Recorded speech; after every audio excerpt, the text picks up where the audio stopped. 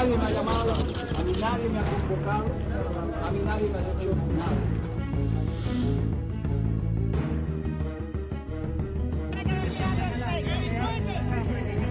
Y estoy aquí voluntariamente para ver de qué se trata todo este proceso de investigación y reclamo.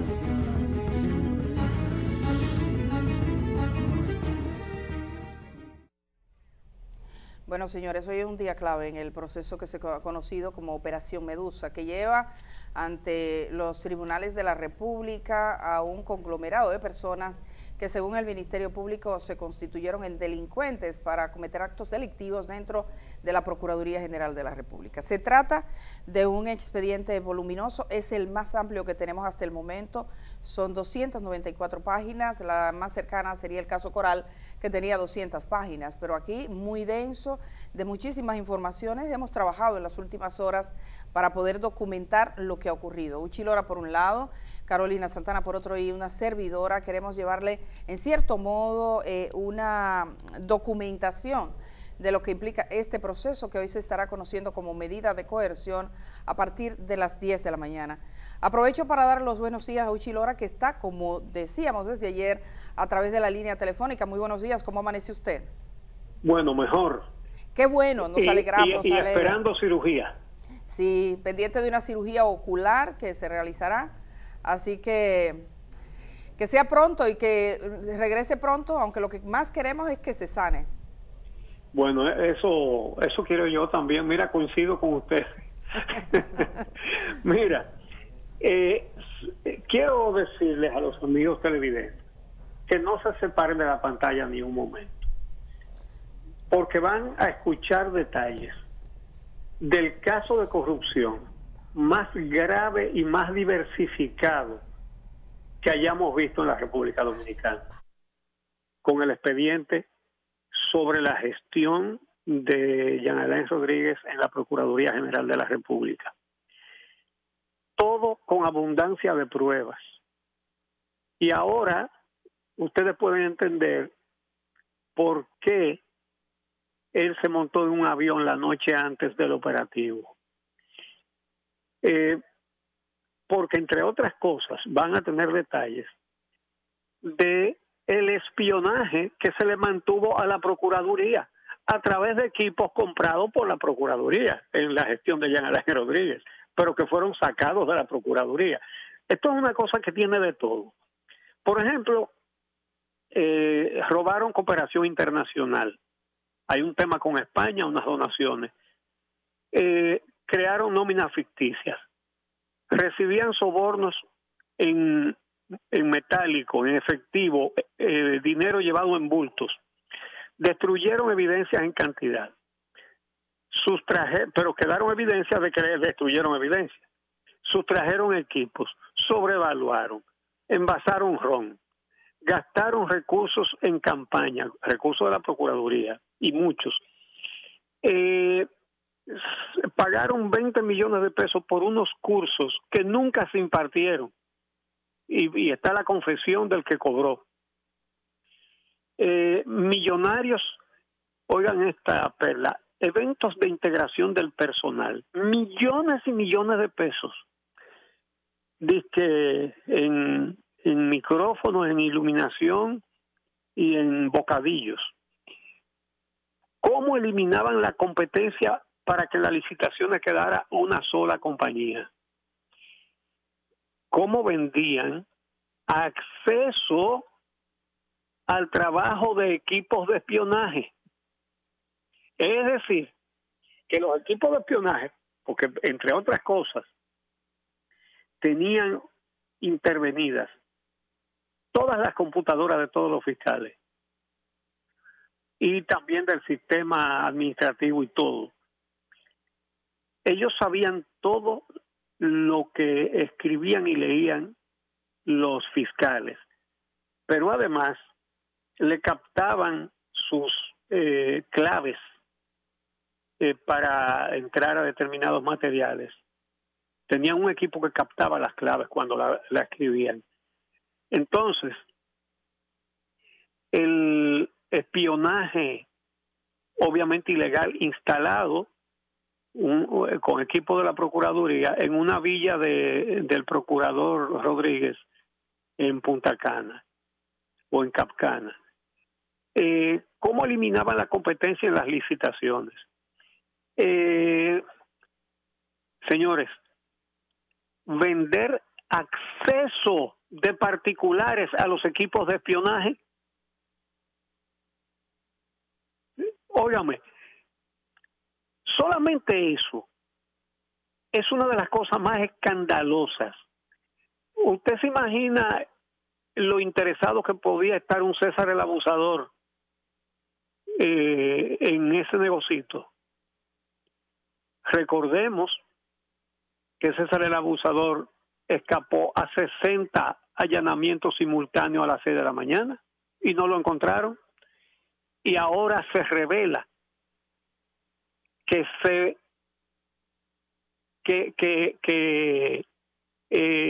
vendía acceso a los equipos de espionaje de la Procuraduría. En el expediente dicen los procuradores adjuntos que lo prepararon que la Procuraduría General de la República en esa administración pasó de perseguir el crimen a materializarlo. Es por mucho el caso de corrupción más escandaloso, me parece a mí, que de la historia. ¿Qué les parece a ustedes, jóvenes? Amplísimo nivel de degradación dentro de la estructura del Ministerio Público. A mí me parece, Uchi, que este expediente no es solo para llevar gente ante los tribunales de la República y que se determine su responsabilidad, sino que es un proceso de curación necesaria para la persecución del crimen en República Dominicana, porque los hallazgos son impresionantes. Yo quisiera ir, por ejemplo, si miramos, voy a ir en algunos puntos. Hemos revisado el expediente. Es un expediente voluminoso, eso es un expediente complejo, es un expediente que tiene muchísimos detalles, pero he destacado algunos puntos así claves que lo podríamos ver junto con nuestra productora y decirle a la gente, no es que hemos producido y lo hemos mandado para edición, no, porque esto ha sido anoche, cuando los medios de comunicación, que siempre, y yo debo decir esto para que la gente sepa, yo trabajé en cobertura como reportera de casos judiciales, y siempre una meta de un periodista es conseguir los expedientes, y cuando el expediente llega a manos de los abogados, si tú eres un periodista que trabajas en el área, lo consigues. O sea, eso es así. En el caso Baninter, en el caso Bancrédito, en los casos más relevantes que hubo, yo siempre recuerdo que esa era la meta. Entonces ayer los periodistas, sobre todo, que trabajan en la prensa escrita, bueno, pues se fajan para conseguirlo. Y el acceso a esta documentación es muy relevante para comprender lo que ha presentado el Ministerio Público. Yo me voy a la página 100, que tiene la página 68, el punto número 100, que tiene algo que cuenta con respecto al fiscal de Independencia. Debo decir que en esta acusación figuran como testigos fiscales de distintos lugares del país, procuradores de corte, personal que renunció al Ministerio Público o personal que fue cancelado y personal activo del Ministerio Público. Los puntos son básicos. Por un lado, usted tiene todo el sistema penitenciario que fue en el área, por ejemplo, de la construcción del nuevo modelo penitenciario, donde se cometieron muchísimas tropelías. Se han comprado, por ejemplo, equipos o digamos, abastecimiento para cárceles que todavía no están construidas. La misma construcción de las cárceles, los beneficiarios, las operaciones, eso ya es un expediente casi aparte porque es muy amplia la documentación que tiene. Está el tema del espionaje que decía Uchilora, un espionaje que no solo alcanzó a personas que estaban fuera, dice cientos de ciudadanos cuyas comunicaciones fueron interferidas, sino al personal interno de la Procuraduría General de la República. Los empleados de la Procuraduría General de la República o los empleados de las fiscalías tenían en sus computadoras sistemas que les fueron colocados, que todo lo que escribieran, grabaran o hicieran quedaba documentado. El borrado de evidencias, ese borrado incluyó que entraron por varias ocasiones a los servidores e incluso después de salir de la Procuraduría General de la República se registra un ingreso que queda registrado con una auditoría forense, con la hora, con el usuario, con el IP, donde estaba quien fue el director de tecnología, el señor Forteza, que hoy está como encartado y es una de las personas que va a enfrentar de las, digamos, de las partes más graves de este expediente, porque ahora les seguiré contando sobre él. Ese borrado y esa captación de información como si se quisiera tener una Procuraduría General al margen de la que realmente existe. Eso incluyó que al menos a 10 funcionarios altos de la Procuraduría General de la República se le pusieran dispositivos a sus computadoras y se captó toda la información en dispositivos que no eran de la Procuraduría. O sea, se llevaron la información de al menos 10 servidores de alto nivel de la Procuraduría. Eso incluyó que el señor Forteza, me pueden poner su fotografía, según los empleados de seguridad, se presentaba sábado y domingo a la Procuraduría General de la República con discos duros independientes para grabar información y se la llevaba. Eso incluyó que borraban información de tal suerte que la directora del departamento responsable de las extradiciones, la magistrada Gisela Cueto, ha documentado por escrito en esta investigación que toda la documentación de los procesos de extradición de la República Dominicana fueron borrados desde el año 2016 hasta el año 2020. No hay evidencia en el 99.99%. Quítenlo ahora porque le voy a contar algo de él ahora porque ahorita le explico lo que hizo este señor, porque tiene delitos muy graves y muy feos que solo se explican en un ambiente de tal deterioro. Entonces la magistrada Gisela Cueto ha documentado por escrito, pero lo que dice el fiscal de la provincia de Independencia, pónganme por favor ese punto que es el punto número 100, dice que se reunió con el Procurador General de la República, quien le pidió un favor, Jean Alain Rodríguez le pidió un favor, para que, por favor, mírenlo ahí, que consistía en emitir un documento diciendo que había recibido un dispositivo que incluye para detectar drones, que incluye inhibidor de señales, y él tenía que darle eso como que él recibió. Eso fue en los días previos a marcharse de la Procuraduría General de la República. El fiscal le da ese documento, y con posterioridad, cuando ya está fuera, le comunican que por favor reciba el aparato y lo lleve a la Procuraduría General de la República como una devolución. La excusa era que esos aparatos habrían sido utilizados para la vigilancia en la frontera, pero en realidad nunca estuvieron ahí, estuvieron en una villa del señor Jean Alain Rodríguez. El tema de las villas, de las casas, de las construcciones está muy presente. Hay por lo menos una imputada que construyó una edificación en una finca con empleados y con recursos de la Procuraduría General de la República. En otra también se hizo. Se dio la falsa idea de que se había hecho un proceso para la construcción de un juzgado de paz en la provincia Hermanas Mirabal. Sin embargo, ese juzgado de paz nunca se construyó, ese fue un dinero desviado. Se crearon sistemas de captación de recursos con empleados falsos que no existían. Y Uchi Lora, yo creo que a usted le habrá llamado la atención el tema del movimiento Renovación, que era el movimiento político de Jean Alain Rodríguez. Que él era el presidente. Él era el presidente. Y entonces los otros directivos eran funcionarios de la Procuraduría.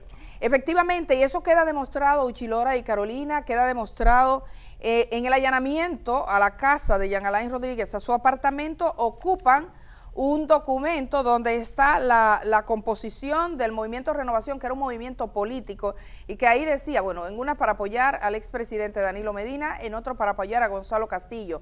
Dice que se crearon intermediarios o personas que se le decían que eran enlaces comunitarios. Los enlaces comunitarios, yo supe de ellos porque el joven que nombraron en el PAI de la provincia de Peravia que falsificaba pruebas, resultados de pruebas, había sido un enlace comunitario en la Procuraduría. Entonces, ahora en este gobierno, estaba trabajando en el PAI de la provincia de Peravia, era enlace comunitario, y ahí me explicaron lo que era un enlace comunitario, y el expediente lo explica muy bien. El enlace comunitario fue parte de una estructura que creó el Procurador General de la República y que lo llevó al Consejo Superior del Ministerio Público diciendo que necesitaba ese espacio como de promoción institucional, algo así. Entonces, estas personas utilizaron la Procuraduría General de la República como una base política, de promoción política. Los gastos se incrementaron en las etapas de campaña y tenían actividades Uchilora como la del romo, que esa es, a la gente la va a grabar muy bien.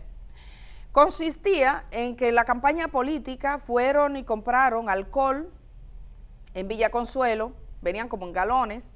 Entonces, ya tú sabes qué clase de ron era ese. Romo malo.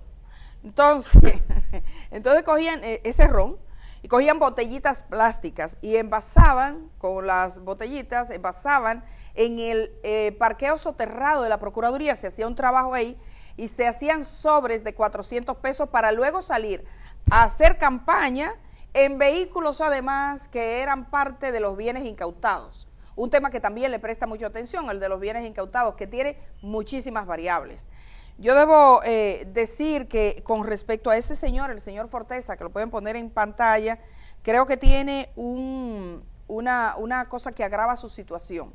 En el caso de él, hay una joven empleada de la Procuraduría General de la República que cuando fue entrevistada, dice que le pidió un aumento de salario y que él le pidió, para darle ese aumento de salario, que qué había para él, refiriéndose a favores sexuales. Y dice que hay documentación cuando oferta a los testigos, porque para eso tuve que llegar a la página donde están ofertando los testigos, y esta testigo me pareció particularmente interesante porque estamos hablando de un nivel de deterioro profundo, que ella tiene conversaciones por WhatsApp, o sea, que van a acreditar y otras informaciones más. Pero hay otros testigos, Uchilora, al que se le pidió borrar todas las computadoras del Distrito Nacional, todas, formatear, se formateó. Dicen que la pérdida de almacenamiento de la Procuraduría General de la República y de las Fiscalías es de unos 20 a 30 años. Ustedes saben lo que eso significa, 20 a 30 años. Y esa persona que se dedicó a formatear, a mí me parece que figura como testigo si uno ve el tipo de declaración. O sea, la Procuraduría General de la República tiene más de un testigo. Entonces, esa persona también acredita que ese ciudadano, al que vimos en pantalla hace un rato largo, que es Forteza, que era jefe del área tecnológica de la Procuraduría, también está señalado por el acoso sexual de empleadas dentro de su departamento. Las órdenes que daba, las órdenes que dio para los materiales que sacó de circulación, se formateó y se llevó a nivel de cero,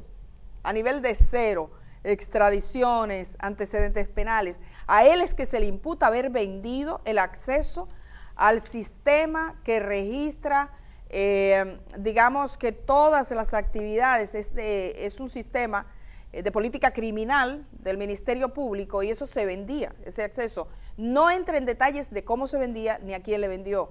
Y también que tenía un acceso, según uno de los testigos, a la data de la Procuraduría Fiscal del Distrito Nacional, cosa que le pareció raro. Entonces hay muchos elementos que tienen que ver con el espionaje, con los datos. Ocuparon, debo decir, en uno de los allanamientos, ocuparon muchos, vi que esa casa no había nadie en ese momento cuando llegaron, y fue hace unas 2 semanas, ocuparon discos duros, creo que 21, ocuparon data de sustituto, ocuparon computadoras, mucho material electrónico que fue ocupado.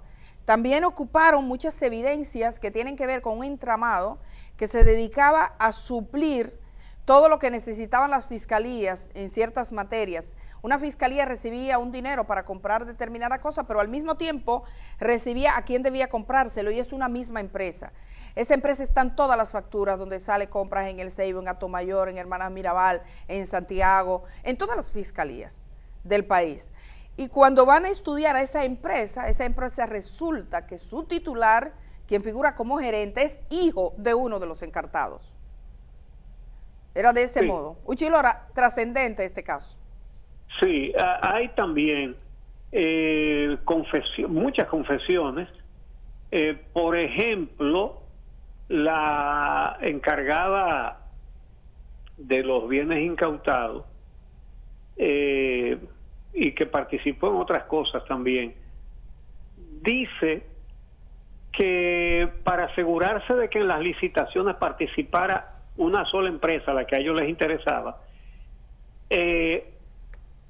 ellos iban dizque a hacer una inspección a las otras empresas que se habían inscrito para las licitaciones, y entonces encontraban motivos o se los inventaban, ¿no?, diciendo que por asuntos de higiene, otros por asuntos de iluminación, que iban descartando las empresas. Es decir, empleados que su misión era descartar a las empresas que licitaban para que quedara una sola.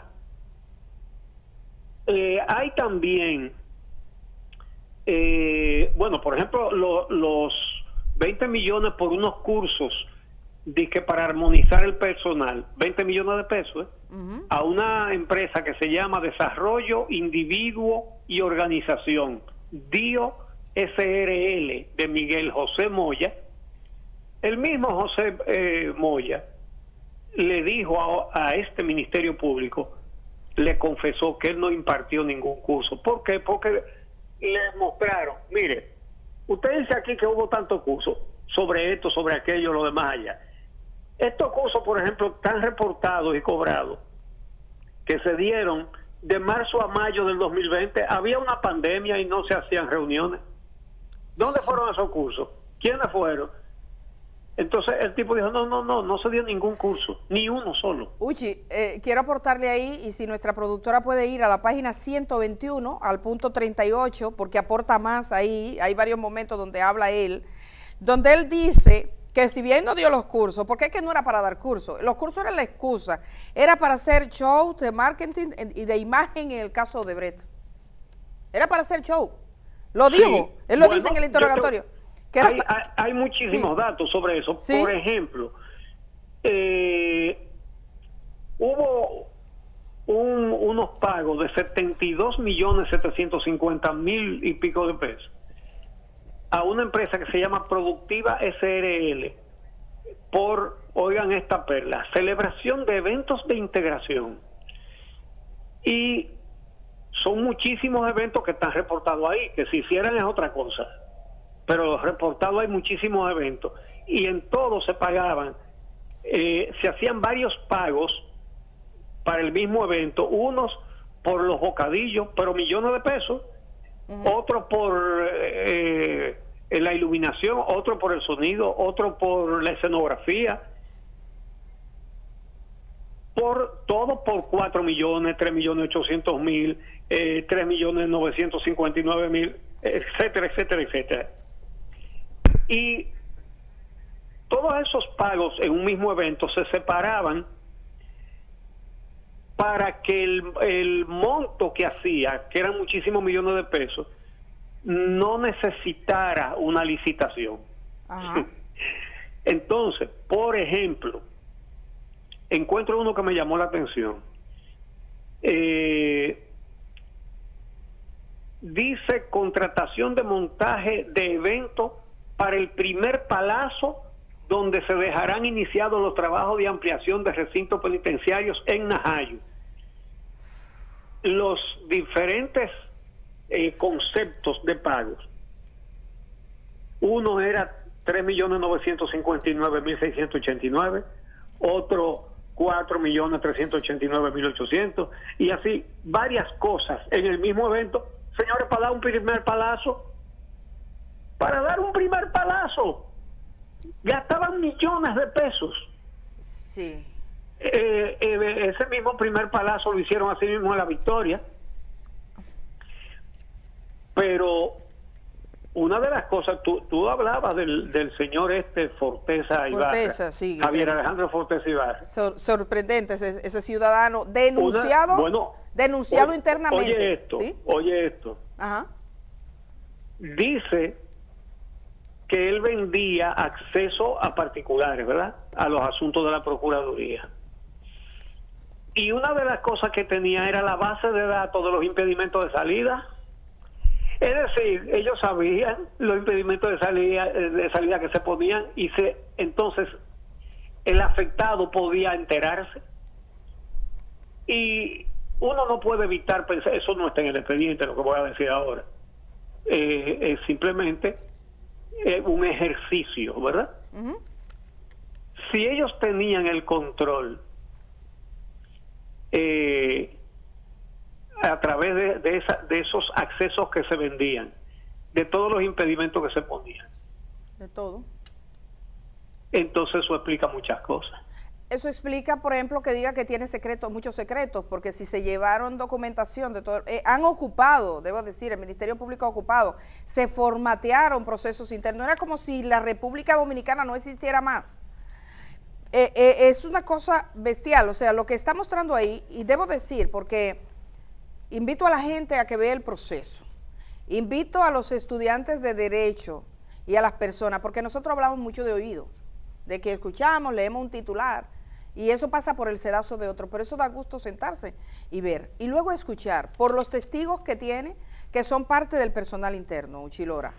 Yo debo decir, Uchi, que hay momentos en los que interactúan otras entidades del Estado. Por ejemplo... Antes de que pasemos a esos momentos, yo quería resaltar sobre el tema de la intervención de las informaciones de la Procuraduría y lo de la eliminación de datos importantes para la Procuraduría General de la República y para poder hacer su trabajo, que aquí hay una doble gravedad, digamos, una gravedad porque es un ilícito penal, pero en segundo lugar, y de forma más trascendente aún, porque implica el debilitamiento de la capacidad del Estado para enfrentar la criminalidad en cualquier aspecto. O sea, el Ministerio Público estaría hoy sin esa información y con accesos no controlados de terceros a las informaciones sensibles del Ministerio Público en una situación de vulnerabilidad frente al crimen organizado. Y bueno, eso, por tanto, don Uchi, eso por tanto, brevemente, eso por tanto, no solo muestra los indicios criminales que demostrará el Ministerio Público durante el transcurso de las audiencias, sino y sobre todo que no había una vocación de que la política criminal se fortaleciera en esa gestión. Bueno, a propósito de eso, Carolina, Forteza Ibarra, dice el expediente, designó a Ney Hernaldo Cacabeli Guevara, encargado de seguridad en la Procuraduría, para monitorear desde cualquier lugar y de manera remota las computadoras utilizadas en áreas administrativas y por los fiscales, logrando tomar control de las informaciones personales y de los procesos penales. Ahora, lo que voy a decir no está en el expediente, sino que son preguntas que uno se tiene que hacer. ¿Cuánto podían pagar las organizaciones criminales por esas informaciones? Y repito, ¿cómo fue que César el Abusador burló 60 allanamientos simultáneos? Entonces, dice que borraba información almacenada en los discos duros utilizando una herramienta tecnológica llamada Soft Monitor. En fin, una cantidad de diabluras. Pero hay otro tema en el expediente y es el laboratorio de ADN del INASIF, del Instituto de Ciencias Forenses. Señala que cuando el procurador era Francisco Domínguez Brito, Domínguez Brito le solicitó al presidente Medina recursos para hacer el laboratorio de ADN del INASIF.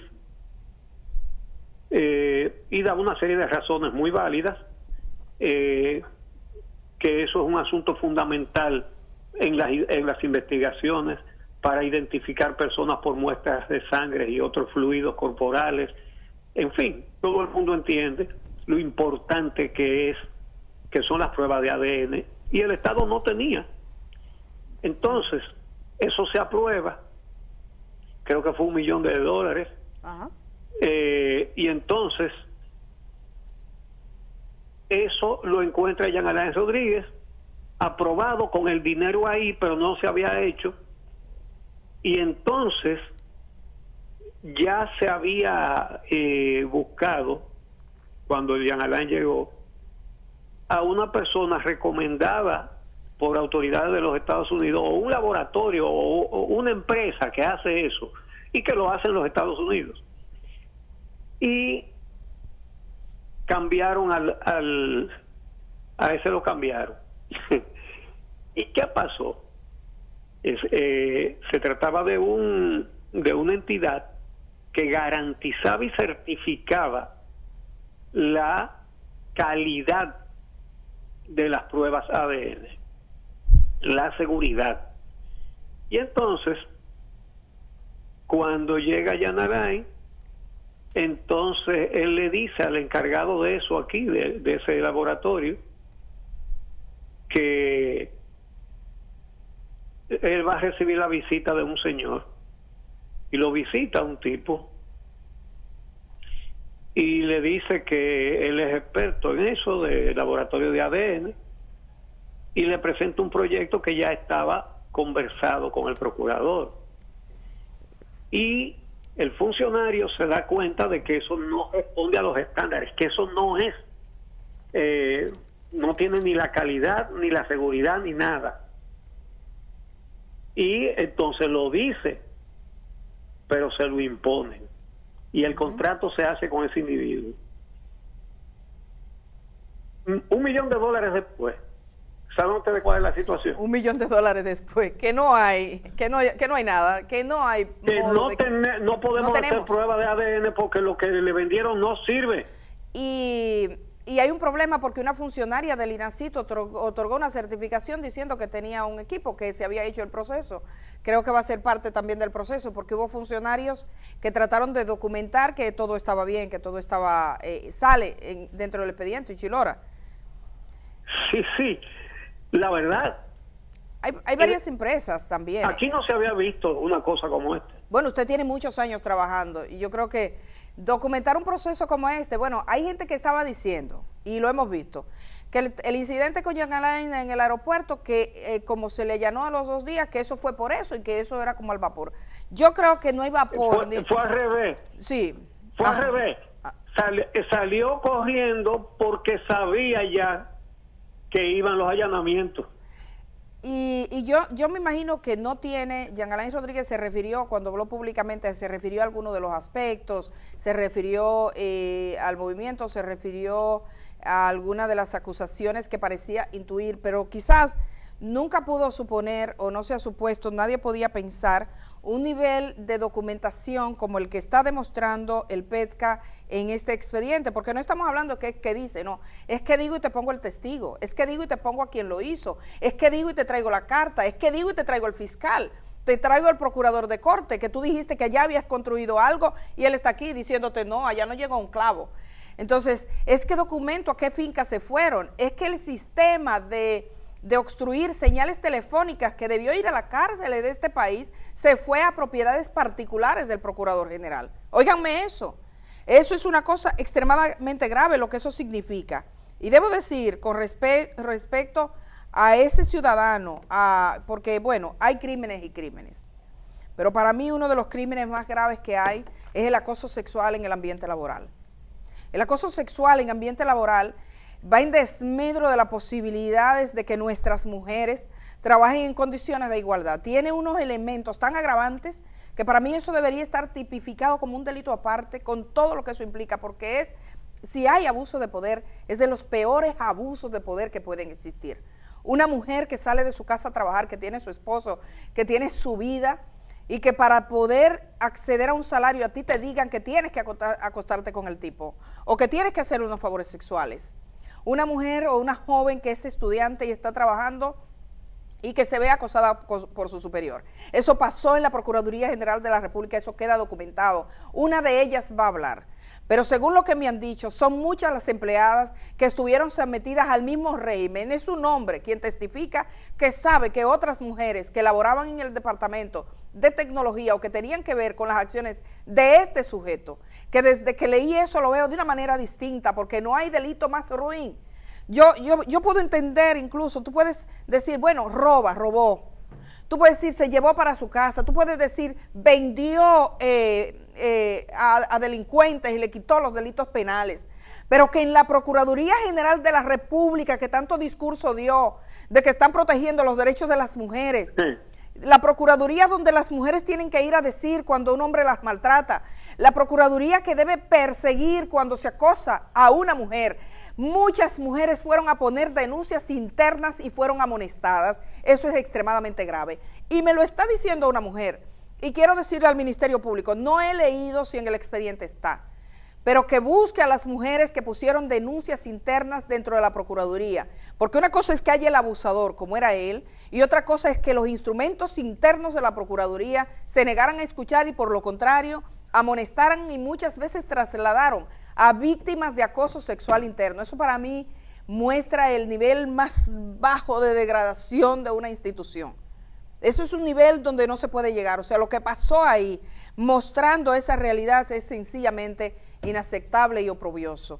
Uchilora, hay muchísimos elementos, son las 7:13 de la mañana, pero sí, nosotros podemos decir que casi al final de la gestión pasada, la Contraloría General de la República le suspendió un modo de contrato de transportación a la Procuraduría General de la República, lo dice ahí y tiene la certificación, que fue un sistema que crearon para trasladar bienes incautados y se pagaba un dineral para el traslado de bienes incautados, y dice, no tiene lógica, primero porque nunca se sabe cuántos bienes se van a incautar, o sea, tú no puedes contratar un servicio de transporte para algo que no tienes, y segundo porque la Procuraduría tiene los recursos para hacer eso, y si necesita un transporte inmediato, ocasional, pues lo buscaba.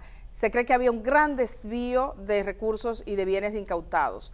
Aquí por donde quiera que ustedes lo miren, son elementos, como decía Uchilora, ¿cuántas noticias juntas? Decía él antes de que entráramos al aire. Es un expediente que por donde quiera que ustedes lo miren, son cantidades de elementos que vamos a encontrar y es lo que comienza a verificarse hoy en esa audiencia preliminar que se va a realizar en el local del primer tribunal colegiado del Distrito Nacional, que es el que acomodaron cuando el caso Van Inter, el más cómodo que tienen, en el Palacio de Justicia de Ciudad Nueva. Y se va a transmitir porque el mismo ex procurador general de la República ha concertado y ha dicho que quiere que se transmita. Y qué bueno que todo el país pueda ver y que se discuta. Yo sé que la gente se le presume inocente, vamos a ver qué tiene que decir esta gente, pero son unos elementos avasalladores que cuando los mismos abogados lo vean, yo no sé cómo se le van a hacer. Junior Ramírez está en el Palacio de Justicia a esta hora para que nos dé una panorámica de lo que está ocurriendo. Junior, ¿cómo está el movimiento en esta zona? Es a las 10 las medidas, pero sabemos que probablemente incluso hay seguridad diferente este día. Ok. En lo que conectamos con Junior, recordarle a la gente que la audiencia preliminar será celebrada, como bien señalaba Edith, a las 10 de la mañana, que el Ministerio Público solicita prisión preventiva contra los imputados del caso Medusa, que ya al menos uno de los abogados de los imputados ha dicho que su cliente no presenta peligro de fuga, y por lo tanto podría presumirse que los abogados de los imputados solicitarán la flexibilización o a lo menos la reducción del tipo de medida de coerción que ya está solicitando el Ministerio Público. También decirles que según el expediente, el grupo acusado habría defraudado al Estado con bienes por sobre los 6.000 millones de pesos si se suman las distintas imputaciones que se le presentan a los imputados, en este caso conocido como Operación Medusa. Confírmenme si tenemos ya a Junior Ramírez desde el Palacio de Justicia. Producción. Si no lo tenemos, vamos con Uchilora. Uchilora, bueno, debemos pedir disculpas. Me están diciendo algunas personas que están en sintonía que tienen nuestra transmisión en vivo, que han tenido algunos obstáculos. Estamos trabajando para que esa transmisión sea efectiva a esta hora de la mañana, porque hay gente que sale de sus casas y que así se entera. O sea, que lo estamos restableciendo de una vez, así que no se desesperan. Ya sí, tenemos a Junior, tenemos a Junior Ramírez. Adelante, Junior. Gracias, buenos días para el equipo, buenos días para todos los televidentes del día. Estamos aquí afuera del Palacio de Justicia de Ciudad Nueva. La expectativa está en la operación Medusa que sigue el Ministerio Público en contra de varios imputados. Para hoy viernes a las 10 de la mañana, el Tribunal de Atención Permanente del Distrito Nacional fijó el conocimiento de medida de solicitud de imposición de medida de coerción a los implicados en la operación Medusa. La decisión fue tomada a los fines de notificar a los abogados de los imputados, el ex procurador Yana Lain Rodríguez, a Miguel José de Moya, a Rafael Antonio Mercedes Marte, Alfredo Alexander Solano Augusto, Rafael Estefano Cano Saco, Javier Alejandro Forteza Ibarra, Jonathan Joel Rodríguez Inver, Jenny Marte Peña y Altagracia Guillén Calzado, de pertenecer a una red de corrupción que presuntamente estafó al Estado Dominicano con más de 6.000 millones de pesos. El Ministerio Público pide en esta mañana que se les imponga prisión preventiva y que el caso sea declarado complejo. Básicamente está llegando el personal aquí a esta hora de la mañana, siendo las 7:17 de la mañana. Ya tenemos al fondo un camión con efectivos militares que custodiarán la seguridad aquí en las afueras del Palacio de Justicia, y básicamente este es el ambiente que se vive preparatorio para el conocimiento de esta medida coercitiva a los imputados en la operación Medusa a las 10 de la mañana, como lo ha fijado el Tribunal de Atención Permanente. Yo regreso con ustedes a los estudios. Muchísimas gracias, Junior. Uchi Lora, usted está en línea aún con nosotros. Lo que se ve, Uchi Lora, son imágenes muy temprano de una audiencia que promete y que vamos a estar muy pendientes. Relevante para el país, como decía usted. Sí. Bueno, la verdad es que es un expediente grande, denso y contundente, yo lo calificaría. No sé qué podrán decir los abogados. Digo, los abogados siempre tienen algo que decir, pero de verdad que le va a dar trabajo a los abogados defensores en este caso. Realmente no creo que se pueda esperar otra cosa que medida de coerción con prisión preventiva. Sí, demasiadas evidencias. Sí, pero de hechos demasiado graves. Uchi Lora, y yo creo que, sí, lo hemos dicho, este es un caso que no solo se trata de unas personas que están frente a un juez. Yo creo que este es un caso que cuestiona el sistema político dominicano. Aquí no se puede permitir que cosas así pasen. Yo no sé para dónde íbamos, o sea, para dónde vamos como país si las autoridades encargadas de perseguir todo tipo de delitos se configuran de este modo. De que salieran tantos signos y de que nadie haga caso. Porque fíjese, el borrado de datos, yo recuerdo que alguien incluso nos dijo, se cayó el sistema de dar antecedentes penales porque borraron la data.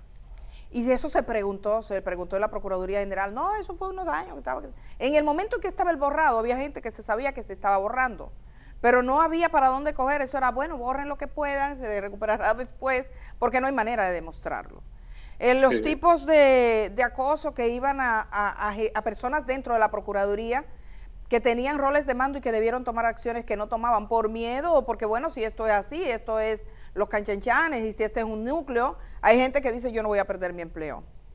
Es un asunto complejo. Creo que hay varias personas que están imputadas que no figuran aquí todavía como arrestadas porque llegaron a una casa, por ejemplo, donde no había nadie, que tuvieron que entrar a la fuerza, ahí lo detalla. Tengo entendido que uno de los principales, que era el jefe de gabinete, no está bajo arresto, que figura como el segundo también del movimiento político.